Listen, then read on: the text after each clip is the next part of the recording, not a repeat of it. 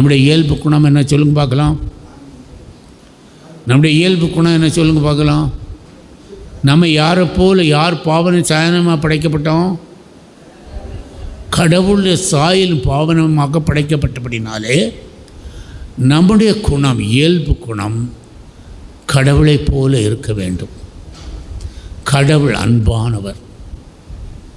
எனவே நாமும் அன்பு நிறைந்தவர்களாக வாழ வேண்டும். நம்முடைய குணம் அன்பு நிறைந்ததாக இருக்க வேண்டும் அறிவார்களே. அப்போ எப்போ அன்பு நம்முடைய உள்ளத்திலே போய்விட்டதோ அந்த இயல்பு குணம் மாறிவிட்டது என்று அர்த்தம். எனவே இயல்பு குணத்தை நம்மிடமிருந்து எடுக்கப்படுகிறது. கடுகடுகுன்னு பேசுகிறது, எரிஞ்சு உள்றது, கோபப்படுறது, நாய் சீர்னாப்பில் பாம்பு சீர்னாப்பில் சீர்றது, இப்படி நம்முடைய இயல்பு குணம் மேலோங்கி விடும். இயல்பு குணம் என்ன? கலாத்தியர் 5 படியுமா 19-20 அங்கே சொல்கிறது. கலாத்தியர் 5:19-20 சொல்கிறது, இயல்பு குணம் பரத்தமை, கெட்ட நடத்தை, காமவெறி, சிலைபடிபாடு, பில்லி சூனியம், பகைமை, சண்டை சச்சரவு, அழுக்காறு, குடிவெறி, களியாட்டம், இந்த குணங்கள் உங்களை மேற்கொள்ளும். கலாத்தியர் படியுமா கலாத்தியர் 5:19-20. ஊனியல்பின் செயல்கள் யாவருக்கும் தெளிவாய் தெரிந்ததே. அபரத்தமை, காமவெறி, சிலை வழிபாடு, பில்லி சூனியம், பகைமை, சண்டை சச்சரவு, பொறாமை, சீற்றம், கட்சி மனப்பான்மை, பிரிவினை, பிளவு, அழுக்காறு, குடிவெறி, களியாட்டம் முதலே ஆகும். 15 காரியங்கள் அங்கே சொல்லப்படுறது பாருங்கள். ஊனியல்பின் செயல்கள் யாவருக்கு தெரியும்.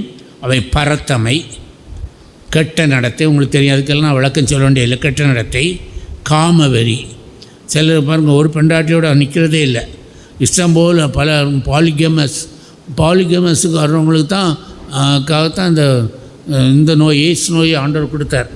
இப்படி பலவிதமான ஆணோடும் பெண்ணோடும் உறவு கொள்வது. இப்படி சிலை வழிபாடு பாருங்கள். சிலை வழிபாடு என்பது இங்கே நம்ம இப்போ பிரிவின சபையாரெலாம் நம்மளை சிலை வழிபாடுன்னு சொல்கிறாங்க. சிலை வழிபாடு என்பது அந்த நாட்களிலே தெரியாத ஒரு கடவுளுக்காக சிலை உண்டாக்கி அதை சூரிய கடவுள், அந்த கடவுள் அதை தான் அந்த சிலை வழிபாடுகிறது.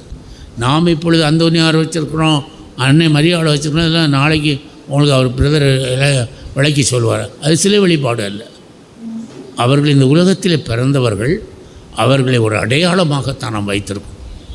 இவர்கள் இந்த உலகத்திலே புனிதர்களாக வாழ்ந்தவர்கள், அவர்களைப் போல நாம் வாழ வேண்டும். இவர்கள் பரமபிதாவோடு இருக்கிறார்கள். நாம் எடுக்கிற மன்றாட்டு கேட்டு அவர் நமக்காக பரிந்து பேசுவார்கள். அதற்காகத்தான் அடையாளமாக வைத்திருக்கிறோம். அவர்களைப் போல வாழ வேண்டும் என்று என்ன பாருங்கள். சிலை வழிபாடுகள் அது தொடர்ந்து முடியுமா? சிலை வழிபாடுகள், பில்லி சூனியம் பாருங்கள். உடனே அடுத்தவனுக்கு எதிராக சூனியம் வைக்கிறது, மற்ற குடும்பங்களை கெடுக்கிறது, எவ்வளோ கேவலமான காரியம் செய்கிறாங்க. அப்படிப்பட்ட குடும்பங்கள்லாம் ரொம்ப கஷ்டப்பட்டு போயிடும். இந்த பில்லி சூனியம் மற்றவர்களுக்கு வைக்கிறாங்களே, அவங்க பாருங்கள் இறுதி காலத்தில் ரொம்ப கஷ்டப்படுவாங்க. அப்போ செய்யும்போது மற்றவர்கள் கஷ்டப்படுறது பாருங்கள்.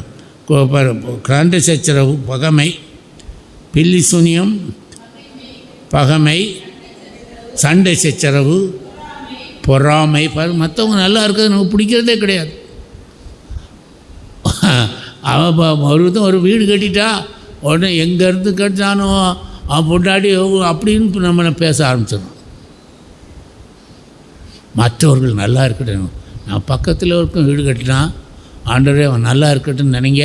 நீங்கள் உங்களுக்கு அதோட பெரிய வீடு தருவார் ஆண்டவர். உண்மையை சொல்லு, நீங்கள் என்ன ட்ரை பண்ணி பாருங்கள். மற்றவங்களை நாம் பொறாமைப்படவே கூடாது. பொறாமை அது மோசமான ஒரு குணம். அது தீமையை நமக்கு விடுவிக்கும். பொறாமை, கட்சி மனப்பான்மை, வீட்டுக்குள்ளே கட்சி மனப்பான்மை, அப்பா கட்சி அம்மா கட்சி, ஊரில் அக்கா அண்ணன் தம்பிக்குள்ளே கட்சி மனப்பான்மை, ஊரில் கட்சி மனப்பான்மை, இவைகளெல்லாம் ஆண்டவர் வெறுக்கிற காரியங்கள். பிரிவினை பாருங்கள். இப்போ கணவன் மனைவி பிரிவு வாழ்வது, அதே மாதிரி குடும்பத்தில் பிரிவினை கொண்டு வருவது, பிளவு, ஒருத்தருக்கு ஒருத்தர் எப்போ உள்ளத்திலே ஒன்றுபடுது. நான் எப்பவும் சொல்லுவேன், ஒரு கணவன் மனைவியும் உள்ளத்தால் ஒன்றுபட வேண்டும். நீங்கள் உள்ளத்தால் ஒன்றுபட்டால் தான் உடலால் ஒன்றுபட முடியும். ஒரே உள்ளம், ஒரே அன்பு, ஒரே எண்ணம், ஒருவர் எண்ணம். அதை பற்றி மேரேஜ் கிளாஸில் நான் உங்களுக்கு அதை பற்றி தெளிவாக சொல்லுவேன். அப்போ உள்ளத்தால் உள்ளம் நல்லா இருக்கணும். பொறாமை, கட்சி மனப்பான்மை, பிரிவினை, பிளவு, அழுக்காறு, மற்றவங்களை பற்றி எரிச்சல் படுறது, அதெல்லாம் ரொம்ப மோசமான குணம். குடிவெறி பெரிய பாவம். அது குடும்பத்தை அழித்து விடுறது, அவனையும் அழித்து விடுகிறது. நாளைக்கு அதை பற்றி நம்ம தெளிவாக பேசுவோம். களியாட்டம் பாருங்கள், சீட்டுலாம் விளையாடுறது, காசுக்கு வச்சு சீட்டு விளையாடுறது. பெண்களே இன்றைக்கு காசுக்கு சீட்டு விளையாடுறாங்க. கிறிஸ்துவ பிரியமானவர்களே, இவைகளெல்லாம் தப்பு என்று சொல்கிறார், இவைகளெல்லாம் பாவம் என்று சொல்கிறது. இது இயல்பு குணத்திலே இருக்கிறது. அதான் வேடிக்கை. எனது இந்த 15 நம்மளை எப்போ பாவம் செய்தார்களோ நம்முடைய உடல் இயல்பு குணத்திலே இருக்கிறது. எனவே இதை மேற்கொள்வதற்கு பரிசுத்த ஆவியுடைய கனிகள் நமக்கு தேவைப்படுகிறது. அது பெற்றுவிட்டோம் என்றால், இந்த பரிசுத்த ஆவி நம்மில் செயல்பட வேண்டும் என்றால் நாம் நல்ல ஒரு பாவ சங்கீர்த்தனம், நாளைய பொழுதிலே நல்ல ஒரு பாவ சங்கீர்த்தனம் செய்து உங்களுடைய பாவத்தை எல்லாம் கழுகி சுத்திகரிக்கும் போது பரிசுத்த ஆவி உங்களுக்குள்ளே கடந்து வருவார். கரங்களை தட்டுங்க. நாளைக்கு நீங்கள் ஒருத்தர் நல்ல ஒரு ஒப்புரட்சாரம் செய்யணும். ஏன்னா பாவத்துடைய வகைகளை பற்றி இன்றைக்கி நாளைக்கும் பிரதர் அயலாருக்கு எதிரான பாவத்தை எடுப்பாங்க. பிறகு நாளை கட்டளைக்கு விரோதமாக பாவங்கள் என்னான்னு சொல்லி தருவோம். பாவத்துக்கு மேலே பாவம் செய்யாத, அதில் ஒன்றாவது தண்டனையை கொண்டு வரும். பாவத்தை என்ன செய்யும்? உன்னை அடிமை ஆக்கிடும். பாவம் செய்பவர் எவரும் அதற்கு அடிமை என்று சொல்வார் இயேசு ஆண்டவர். யோவான் 8:24 சொல்லுது, பாவம் செய்கிற எவனும் பாவத்திற்கு அடிமை. அப்போ நாம் ஒரு பழக்கப்பட்டுட்டோம்னா அது வழக்கமாகிவிடும். வழக்கம் சுவாபமாக மாறிடும். சிலவன் போய் எதுக்கு எடுத்தாலும் போய் சொல்லுவான். அவனால் போய் சொல்லாமல் தூக்கம் வராது. 4 போய் சொன்னால் தான். என்கிட்ட ஒரு ஃப்ரெண்டு அங்கே இருப்பார். அவர் சொல்லுவார், நான் படிக்கிற காலத்தில், மோனை என் கை ஊதிக்கிட்டே இருக்கும். என்ன, எங்கேயாவது போனால் ஏதாவது தூக்காமல் வந்துட்டேன்னா எனக்கு தூக்கமே வராத. ஒரு வீட்டுக்கு போனால் என்னத்தையாக எடுக்கணும் அந்த வீட்டிலேருந்து. ஹோட்டலில் சாப்பிட்டோன்னு சொல்லுவார், வெளியே வந்தவர் கப்பை தூக்கி காட்டுவார். என்ன, அவன் அவன்கிட்ட பில் வாங்கியிருக்கான்ல, கப்பை நான் கொடுத்துட்டேன். அப்படி சிலர் அந்த மாதிரி பழக்கங்கள், அந்த மாதிரி காரியங்கள், பிறர் பொருளை பெறுவது பாவம் என்று அது யோசிக்கிறதே கிடையாது அந்த வயசில். எனவே அவர் விளையாட்டாக இடத்துக்கு சேர்க்கலாம், ஆனால் அது பாவம்.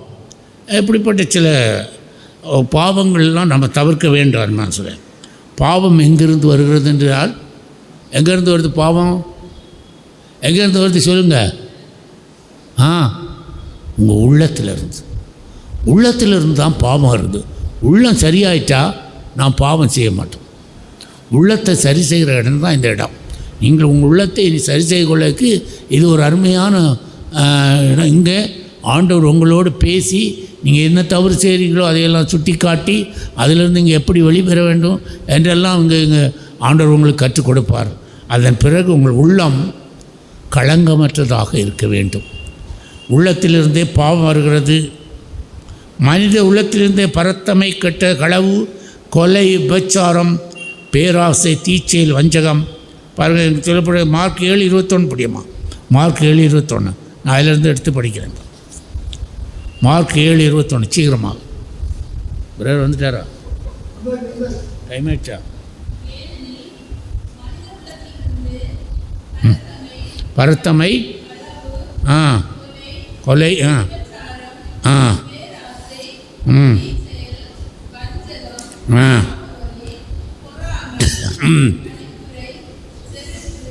இவைகளெல்லாம் மனித உள்ளத்திலிருந்து வருவது. அப்போ உங்கள் உள்ளம் சரியானா தான் நீங்கள் வாழ்க்கையில் நல்லா இருக்க முடியும். உள்ளத்தை சரி பண்ணுற இடம்தான். எனவே நீங்கள் ஒவ்வொருவரும் இந்த மாதிரி பிரச்சனைகளிலிருந்து நீங்கள் விடுதலை பெற்று ஒரு நல்ல வாழ்வாழ கற்றுக்கொள்ளுங்கள். தொடர்ந்து இந்த பாவத்தை நாம் விட வேண்டும். அதை தொடர்ந்து பாவை கண்டு ஓடுவது போல் பாவத்தை கண்டு ஓடுன்னு இப்போ சிராக் ஞானி சொல்லுவான். 21:2 சொல்லுவான். சிராக் 21:2